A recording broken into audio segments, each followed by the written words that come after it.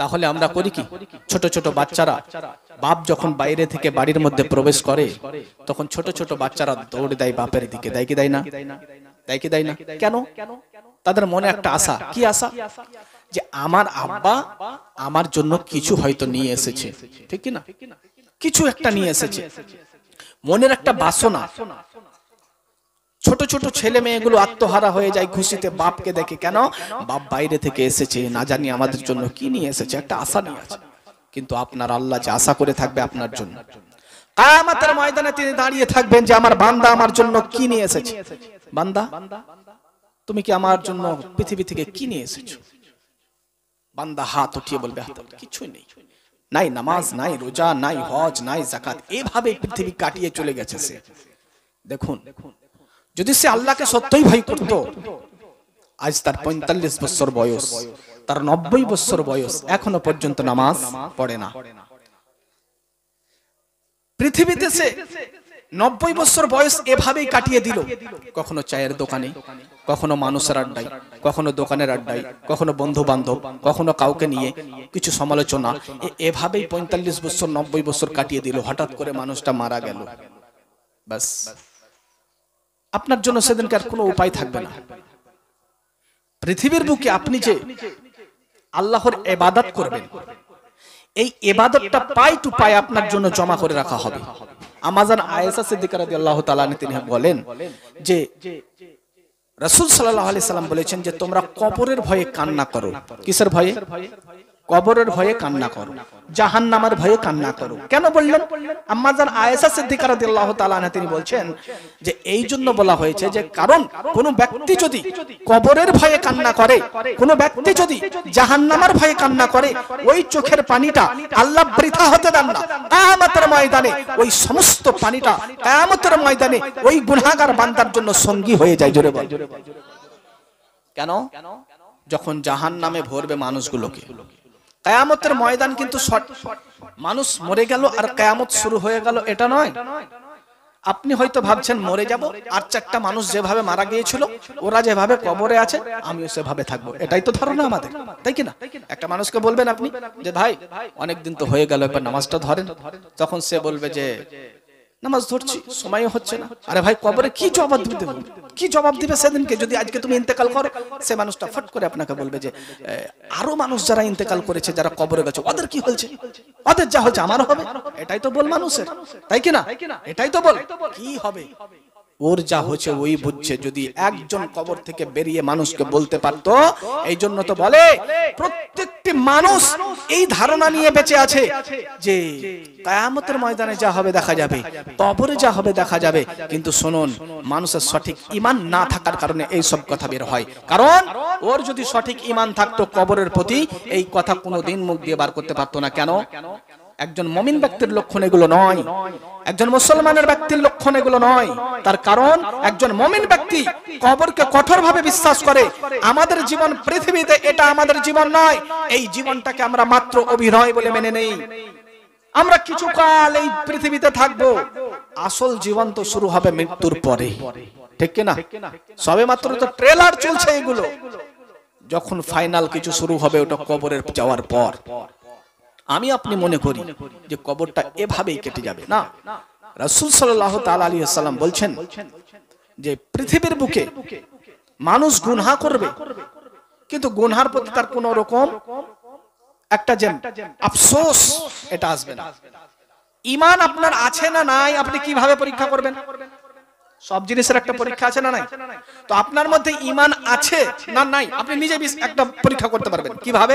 আল্লাহ রাসূল সাল্লাল্লাহু আলাইহি ওয়াসাল্লাম তিনি বলছেন, এক শ্রেণীর মানুষ আছে যারা গুনাহ করার পর নাকের ডগাতে মাছি ডাকিয়ে দেওয়ার পরে যেরকম কোনো মাথার কোনো ভারী পড়ে না, এই ডাকিয়ে দিল এরকম হয়ে গেল, তার কোনো টেনশনই আসে না, ঠিক তেমনি এমন মানুষ আছে যারা গুনাহ করবে আর নাকের ডগার মতো মাছি তাড়িয়ে দেওয়ার মতো, তাদের কাছে কোনো কিছু যায় আসে না গুনাহ করার পর।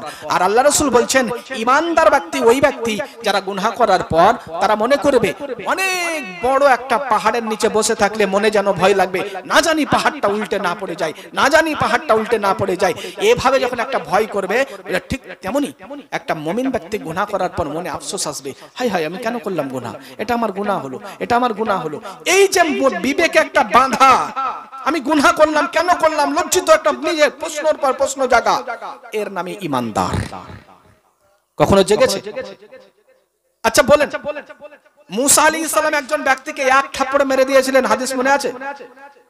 আর যে দুয়াটা বলেছিলেন কি বলেছিলেন? আমরা যেটা পড়ি আল্লাহুম্মা ইন্নী যালামতু নাফসি যুলমান কাসীরান ওয়া লা ইয়াগফির যুনুবা, যেটা দুআয়ে মাসুরা। আমরা এই দুয়াটা কার দোয়া? হযরত মুসা আলাইহিস সালামের দোয়া।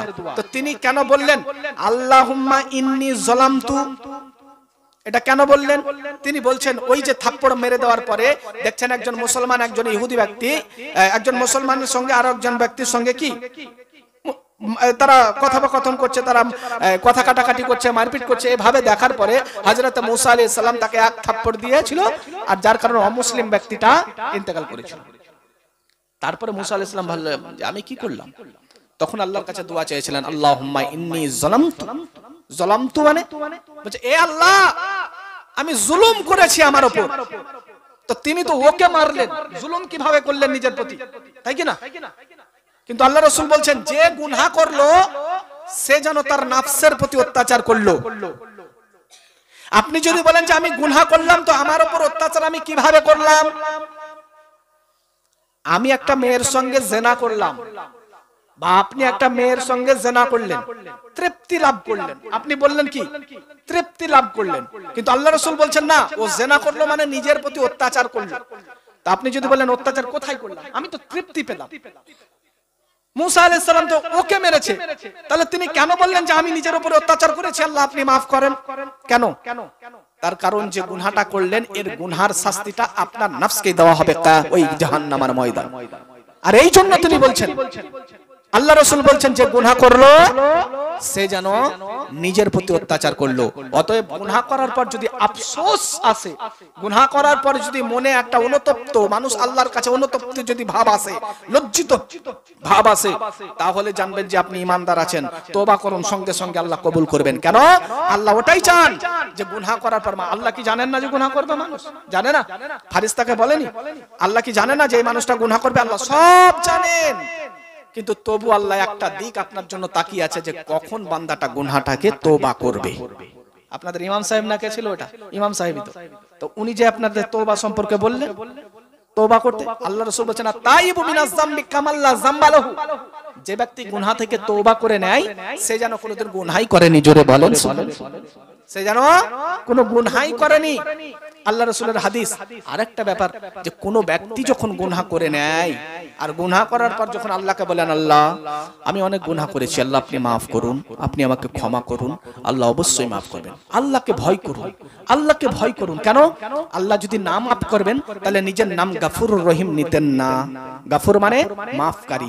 আল্লাহ রাসূল সাল্লাল্লাহু আলাইহি ওয়াসাল্লামকে যখন আম্মাজান আয়েশা সিদ্দিকা বলছেন যে একটা দোয়া শিখিয়ে দিন, আম্মাজান আয়েশা সিদ্দিকাকে আল্লাহ রাসূল সাল্লাল্লাহু আলাইহি ওয়াসাল্লাম একটা দোয়া শিখিয়ে দিয়েছিলেন, আল্লাহুম্মা ইন্নাকা আফউন তুহিব্বুল আফওয়া ফাফু আননি, বলেছিলেন কিনা? তো কোনো মানুষের কাছে কোনো জিনিস যখন আপনি চাইবেন তখন তাকে যদি আপনি ফুট করে বলেন যে দেখি 50 টাকা দিবে, আপনাকে দিবে এরকম ভাবে? আপনি যদি বলেন যে তুমি খুব ভালো মানুষ, আপনার অনেক টাকা দরকার, তুমি খুব ভালো মানুষ শুনেছি এরকম, তুমি তো কোনো জিনিস না করেন, ভাই আমার এই টাকাটা দরকার একটু দাও তো, দিবে না? দিবে না। আগে আপনি তার প্রশংসা করলেন। প্রত্যেকটি মানুষই প্রশংসা ভালোবাসে, তাই কি না? প্রত্যেকটি মানুষ প্রশংসা ভালোবাসে। একটা মানুষ হেঁটে আসছে বা কোনো বন্ধু বান্ধবের সঙ্গে দেখা হলো, আপনি যদি হট করে বলেন যে এতদিন থেকে দেখা হয়নি কিন্তু তোকে এত খারাপ লাগছে কেন, এগুলো ভালো না। খারাপ লাগলেও তার সঙ্গে আপনি একটু হাসি মুখে কথা বলুন। হ্যাঁ, প্রত্যেকটা মানুষ প্রশংসা ভালোবাসে, মহব্বত জন্মাবে এতে। আর আপনি যদি দেখা হওয়া মাত্র বলে দেন কি রে মুখটা কালো কালো লাগছে, কি খাস না নাকি, না কি, এগুলো বলে মহব্বত ছুটে যাবে, তাই কি না? আর আপনি যদি বলেন তোকে আগের থেকে ভালো লাগছে বা একটু শরীরের যত্ন নিস, এভাবে আপনি তাকে বললেন, বা গায়ে একটা টি শার্ট পরে আছে, টি শার্টটা খুব তোকে মানাচ্ছে রে, এভাবে তাকে কথা বললেন। একটা কি সম্পর্ক তৈরি হবে। আল্লাহ রাসূল সাল্লাল্লাহু আলাইহি ওয়াসাল্লাম তিনি বলছেন যে আগে আল্লাহর প্রশংসা করো। বলছে আল্লাহ রাসূল শিখাচ্ছেন আল্লাহুম্মা ইন্নাকা আফউন তুহিব্বুন, হে আল্লাহ তুমি মাফকারী, তুহিব্বুন আল্লাহ তুমি মাফকে ভালোবাসো, ফাফু আননি হে আল্লাহ তুমি আমাকে মাফ করে দাও। দুটো প্রশংসা আল্লাহকে দিলেন, আর একটা বলছেন আল্লাহকে বলছেন আল্লাহ তুমি মাফকারী, বলছে তুমি মাফকে ভালোবাসো, ক্ষমাকারীকে ভালোবাসো, অতএব তুমি আমাকে ক্ষমা করে দাও। আমার আল্লাহ বলছেন তাকে আমি ক্ষমা করে দিই। এই জন্য রোজার মাসে আমাদেরকে এই দোয়াটা বেশি বেশি করতে বলা হয়েছে, আল্লাহুম্মা ইন্নাকা আফুউন তুহিব্বুল আফওয়া ফাফু আননি। দেখুন আজ পৃথিবীর বুকে আমরা গুনাহ করি বটে, গুনাহ থেকে যদি তওবা না করেন এর জন্য জাহান্নাম। গুনাহ করার জন্য নয়, গুনাহ করবে মানুষ মাত্রই ভুল হবে, মানুষ কোনো ফারিস্তা নয় যে ভুল করবে না। ভুল হয়ে গেছে, এখন আপনি ক্ষমা চান। একটা মানুষ মদ পান করতে আগে, সে মানুষটা এখন মসজিদে এসেছে নামাজ পড়তে, কিছু শ্রেণীর মানুষ, কিছু শ্রেণীর মুসল্লি তাকে কুটক্তি করে মসজিদ থেকে বার করে দেয়, আছে না নাই? কিন্তু এরকম করবেন না। সে এসেছে সাহাবীদের মতো করে বুকে ভরে নেন। যখন আমার নাম যেমন আবু সুফিয়ান, তো একজন সাহাবীর নাম ছিল আবু সুফিয়ান, জানেন তো, যে কাফেরদের লিডার ছিল। সে কাফেরদের লিডার ছিল তখন ওই সময় আল্লাহ রাসূল সাল্লাল্লাহু আলাইহি ওয়াসাল্লামকে দেখার পরে যখন তিনি যাচ্ছিলেন, যখন মক্কা থেকে মদিনা থেকে আবারও যখন রিটার্ন যাচ্ছিলেন ওই মক্কা বিজয় করার জন্য, আবু সুফিয়ান ভেবেছিল তাদেরকে ঘেরবো, কিন্তু আল্লাহ রাসূলকে দেখার পরে সে আর নিজেকে আটকাতে পারেনি, ইসলাম ধর্ম গ্রহণ করেছিল। ইসলাম ধর্ম যখন গ্রহণ করলো তখন নিজের তরবারিটাকে খুলে, হাতের সবকিছু বালামালা খুলে, কোমর থেকে সব যত খঞ্জর খুলে দিয়ে আল্লাহ রাসূলের সামনে জমা দিচ্ছে। কিন্তু আরেকজন সাহাবী এসে বলছেন যে না না না, খুলবে না, যে তরবারি কাফেরদের তরফ থেকে উঠতো আজকে ওই তরবারি মুসলমানদের পক্ষ থেকে উঠবে। জোরে বলেন সুবহানাল্লাহ। অতএব তরবারি ফেলা যাবে না, আবু সুফিয়ান তরবারি উঠিয়ে নাও। ওই তরবারি সেই দিন থেকে ইসলামের পক্ষেই লড়তো। জোরে বলেন। ঠিক তেমনি যেমন তাকে ভাইয়ের মতো করে নিলেন। কোন সাহাবী যদি কোন মানুষ যখন ইসলাম ধর্ম গ্রহণ করত তৎকালীন যুগে, সে সাহাবী হয়ে গেল, তখন আরো যিনারা সাহাবী ছিলেন তিনারা নিয়ে আসতেন আর সমস্ত সাহাবীকে পরিচয় করে দিতেন, বলতেন এই দেখো তোমাদের একজন ভাই আমাদের সঙ্গে শামিল হয়েছে, মহব্বতের সঙ্গে বলতেন। আর আজ আমাদের নামাজ পড়তে এসে দেখ আর বাপ ভন্ডাম করে বেড়াচ্ছে, চায় তো তোর বাপকে নিয়ে গেছে না, আছে না নাই? তোর বাপকে নিয়ে গা, তুই এসেছিস, তোর দাদা যে ওখানে বিড়ি টানছে ওখানে বসি, কেন বলবেন? ওকে লজ্জা দিবেন না। ছেলেটা এসেছে মনে আশা নিয়ে, তাকে এভাবে তৈরি করুন, এভাবে মহব্বত করুন যাতে সে নামাজি হয়ে তার বাপ আর দাদুকে দুজনকে টেনে মসজিদে ভরতে পারে। উৎসাহিত দরকার, ভালোবাসা দরকার। মানুষ ভালোবাসা যদি তাকে না দেন সে কিন্তু ভালো পথে আসবে না। আল্লাহ রাসূল কোনোদিন কাউকে কোনো রকম ভাবে কষ্ট দেয়নি। কাফের মুশরিকরা বলেছিল ইসলাম ধর্ম যদি বৃদ্ধি পেয়েছে তো তরবারির আঘাত দিয়ে বিদ্রোহ পেয়েছে, এই কথা বলেছিল।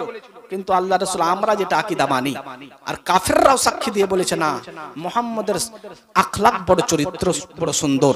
আল্লাহ রাসূল বলছেন ইন্না খিয়ারুকুম আহসানিকুম আখলাকা, তোমাদের মধ্যে ওই ব্যক্তি উত্তম যার আখলাক চরিত্র ভালো। ঠিক না? তো ইসলাম কখনো তরবারির আঘাত দিয়ে বৃদ্ধি হয়নি।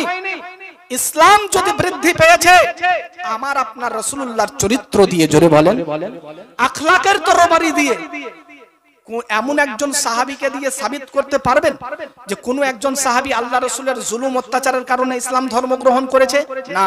আপনি প্রথম থেকে দেখুন, হযরতে আবু বকর সিদ্দিককে দেখুন। হযরতে আবু বকর সিদ্দিক তিনি স্বপ্নের মানে পেয়েছিলেন, যার কারণে তিনি ইসলাম ধর্ম গ্রহণ করলেন। ওমরে ফারুককে দেখুন, তরবারি নিয়ে আল্লাহ রাসূলের গর্দন কাটবে বলে গিয়েছিল, রাসূলুল্লাহর মায়াবী চেহারা দেখে গর্দন কাটতে না পেরে নিজে থেকেই মুসলমান হয়ে গেল। আর আমার আল্লাহ রাসূল বলছেন এভাবেই তোমরা চালিয়ে যাও, এভাবে। আজ যদি ওই মানুষটাকে কটূক্তি করি, যে মানুষটা মদ পান করতো আগে, সেই মানুষটাকে যদি কটূক্তি করি, আজ ওই যদি নামাজ ছেড়ে দেয় আমার কারণে, আমার কথার কারণে লজ্জিত হয়ে যদি নামাজ ছেড়ে দেয়, সারাটা জীবন আমাকে গুনাহ বইতে হবে। সাদকায়ে জারিয়া শুধু নেকির ক্ষেত্রে হয় না, গুনার ক্ষেত্রেও হয়ে থাকে। কেন? ও আপনার জন্য মসজিদ ছেড়েছে। অতএব মানুষকে যখন মসজিদে আনবেন তাকে মোটিভেট করুন, তাকে কিছু কথা শোনান, ইসলামের কথা শিখান। কেন? আমাদেরকে আমাদের হুজুর দরজগায় বসে বলছেন যে কোন মদখোরকে যদি তুমি মদখোর থেকে যদি ছাড়াতে চাও, তাকে এইভাবে বললে হবে না, এই মদ খাওয়া হারাম, এইভাবে বললে হবে না। বলতে তাকে আগে বিস্তারিত ব্যাখ্যা শোনাও, মদ খেলে এই ক্ষতি হবে, মদ খেলে আল্লাহ এরকম ভাবে নারাজ হয়। এইভাবে যখন তাকে সুস্থভাবে বুঝাবেন, তখন সে নিজেই একটা কথাটা ভাববে, তারপরে মদ ছাড়বে। আর আপনি মদ ছেড়ে দেবেন বলে ছেড়ে দেবে? ভাই ছাড়বে না। ঠিক তেমনি যে মানুষটা এসেছে বা যে মানুষটাকে আপনি নামাজ আনতে চাইছেন, তাকে আপনি বলুন, তাকে একদিন নয়, 2 দিন নয়, আপনি যে মানুষটাকে নামাজের জন্য কটূক্তি করেন, ওই মানুষটাকে কয়বার আপনি নামাজের জন্য দাওয়াত দিয়েছেন? যেই মানুষটাকে আপনি নামাজের জন্য তার জন্য আপনি বলেন, ওই মানুষটা নামাজ পড়ে না, ওই মানুষটা মুনাফিক, ওই মানুষটা কাফের, এইভাবে কথা বলেন আপনি। কাফের বলি দিই আমরা, অনেক মানুষ আছে বলে দেয়, কিন্তু কাফের সবকে এরকম ভাবে বলবেন না, বলবেন না। মানুষটা নামাজ পড়ে না এর মানে কাফের নয়। নামাজকে অস্বীকার করনে वाला কাফের। নামাজ বিশ্বাস করি, নামাজ আছে, কিন্তু নামাজকে যদি অস্বীকার করে দেয়, তাহলে কিন্তু সে নামাজকে অস্বীকার করে দিলে সে যেন কাফের হয়ে যাবে। আর যদি নামাজকে যদি না পড়ে, মানে নামাজ বিশ্বাস করে অথচ পড়ে না, মুনাফিক হবে, কাফের হবে না। অতএব কাফের বলবেন না, মানুষটাকে বলবেন যে মানুষটা। এই জন্য তো বলে যে ইসলামের জন্য, নামাজের জন্য আপনি তাকে তার কাছে বারবার যান। মায়েদের ক্ষেত্রেও কিরকম, মায়েদের ক্ষেত্রে কিরকম হয় দেখবেন যে একটা মানুষ হয়তো অনেক খারাপ হয়ে চলতো, একটা মেয়ে, হতেই পারে মানুষের ভুল, তাই কি না? ওই মেয়েটা যদি নিজের ভুল বুঝতে পারে, বা আজকের পর থেকে আমি ধরেন তাদেরকে অনুরোধ করলাম যে কালকে থেকে আপনি মাথায় কাপড় দিয়ে যাবেন, পর্দা করবেন, এভাবে অনুরোধ করলাম। কেন? আমি আপনার ভাই, আপনি মানে আমার আপনি মা, এভাবে আপনার কাছে আমি হাত জোড় করলাম।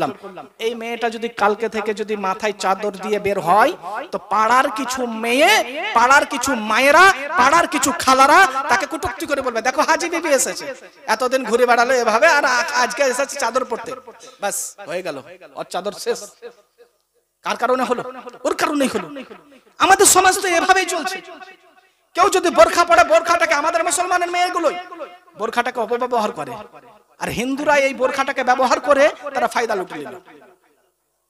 তারা বোরখা পরে অনেক কাম করে বেড়ালো, মুসলমানের নাম পড়ে গেল। বোরখা পরে বাপের সামনে চলে গেল, বাপ বুঝতেই পারলো না আমার ছেলে মেয়ে চলে গেল। কিন্তু আপনার ঘরের মেয়েটাকে যদি ছোট থেকে আদর্শ দিয়ে তুলতেন, যেমন আপনি নামাজ পড়েছেন, এসব নামাজ পড়ে বাড়ির মধ্যে পরিবেশ তৈরি করুন। আপনার মেয়ে খারাপ এর মানে এই নয় যে পুরো সমাজ খারাপ।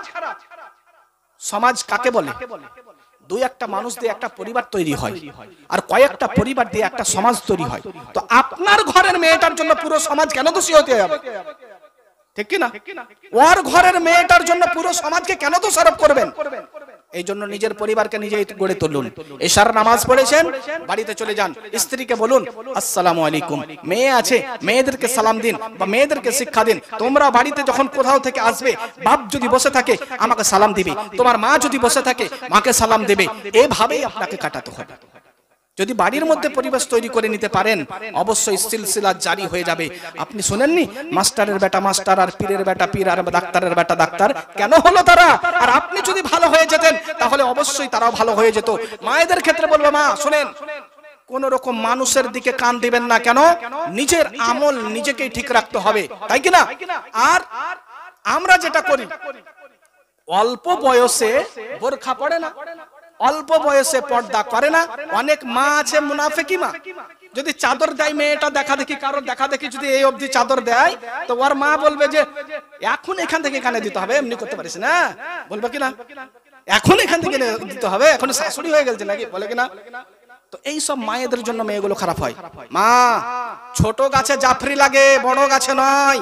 কথাটা খুব দামি। ছোট গাছে জাফরি লাগে, বড় গাছে নয়। মেয়ে যখন ছোট থাকবে বা গাছ যখন ছোট থাকে, তখন তাকে জাফরি দিতে হয়। কেন? ছাগলে মুড়ে খেয়ে নেবে। আর আপনি জানেন না, আপনার মেয়েটা এখন জালি পাতার মতো, তাকে মুরগিতেও ঠুকরাবে, ছাগল বলে নয়। আর ওকে যদি আপনি জাফরি দিয়ে ঢেকে দেন, অতএব যদি আপনি তাকে বোরখা দিয়ে ঢেকে দেন, বুঝতে পারবে না সে মেয়েটা কিরকম, মানুষের আকৃষ্ট কমে যাবে। আর আপনি যখন বৃদ্ধ হয়ে গেছে, মানে যখন ও হাঁটতে পারে না, লাদাক লাদাক করে হাঁটছে, তখন বোরখা পড়ছে ওই, তা কি হবে? তোদেরকে কে তাকাবে? হ্যাঁ, ও বুড়ো যখন বুড়েন যে হাঁটতে পারে না, ওর দিকে ও যদি বোরখা নাও পড়ে, কোন যুবক কি তার দিকে তাকাবে? তাকাবে না। আর যখন তার প্রয়োজন ছিল তখন তার মা তার কপালকে এরকম করে উঠিয়ে বলেছিল যে এরকম ভাবে দিতে হবে না, তোর এখন বিয়ে দিয়েছি, বিয়ে হবে, ছেলে হবে, তখন দিবি। এখন কি বলবে? এখন এভাবে বেড়া, আমরা ওইভাবে করতে পেয়েনি, ও বোঝ পেয়েনি, তোরা করে বেড়া, আমরা ওই সব পূরণ করতে পেয়েনি, বলে কি বলে না? এইভাবে কিন্তু জাহান্নামে ভরে দেয়। কেন? কিয়ামতের ময়দান শেষে যখন আল্লাহ বলছেন যে তার মা বাপকে যখন জাহান্নামে ভরা হবে, তখন আল্লাহ বলছেন যে থামো থামো থামো, একে জাহান্নামে কেন দেওয়া হচ্ছে? ফারিস্তা বলবেন যে আল্লাহকে বলবেন যে আল্লাহ, এই বান্দাকে, এই বান্দিকে জাহান্নামে দেওয়া হচ্ছে এই কারণে এই মেয়েটি পর্দা করতো না। আল্লাহ বলবেন যে ডাকো তার মা বাপকে। মা বাপকে ডাকা হলো, মা বাপকে বলবে আচ্ছা তুমি কি এই মেয়েটাকে কখনো, তার বাপকে বলবে, কখনো কি পর্দা করার জন্য বলেছিলে?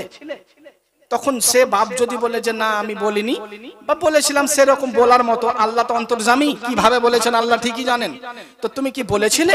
তখন আল্লাহ বলবেন যে যদি ওই ব্যক্তি, হাদিসের মধ্যে আছে, ওই ব্যক্তি যদি বলে যে আল্লাহ আমি আমার মেয়েকে বলেছিলাম পর্দার জন্য, অনেক মেয়ে আছে যারা বাপকে বাপ বলে মানে না, আছে না নাই?